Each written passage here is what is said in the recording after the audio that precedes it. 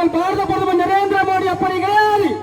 அவர் ஆட்சிக்கு வந்த பிறகு இங்கே தமிழகத்திலும் சரி ஒட்டுமொத்த இந்தியாவிலும் சரி மிகப்பெரிய கலவரங்களோ மிகப்பெரிய குண்டு வெடிப்புகளோ கிடையாது. அமைதி பூங்காவாக காஷ்மீர் மாறி இருக்கிறது.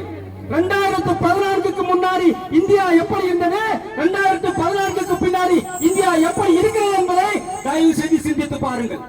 கொஞ்ச நாளைக்கு முன்னாடி ஒரு சம்பவம் நடந்தது. ஈரானிலே அமெரிக்காவுடைய ஒரு சோல்ஜர் சிக்கிக் கொண்டார்.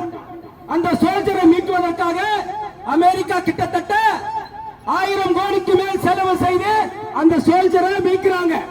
கிட்டத்தட்ட 100க்கும் மேற்பட்ட விமானப்படைகள் அங்கு வந்தது அந்த சோல்ஜரை மீட்பதற்கு. ஆனால் நமது புல்வாமா தாக்குதல் அபிநந்தன் என்ற ஒரு விமானி பாகிஸ்தான் நிலப்பரப்பில் மாட்டிக்கொண்டார். பாரத பிரதமர் நரேந்திர மோடி நமது வானூர்திகளை உபயோகிக்கவில்லை. ஆயிரக்கணக்கான கோடியில் பணம் செலவில்லை.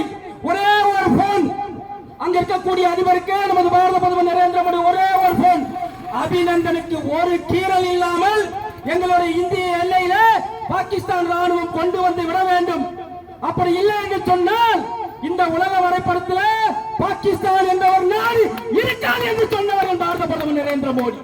அப்படிப்பட்ட நபரின் தேசிய ஜனநாயக கூட்டணிக்கு உங்கள் வாக்கா அல்லது இந்தியா சுதந்திரம் அடைந்த முதல் அவர்கள் ஆட்சியில் இருக்கும் வரை அவர்கள் தொடர்ந்த அனைத்து போரிலும் தோல்வியுற்ற காங்கிரசுக்கு உங்கள் வாக்கா என்பதை தயவு செய்து சிந்தித்து பார்க்க வேண்டும்.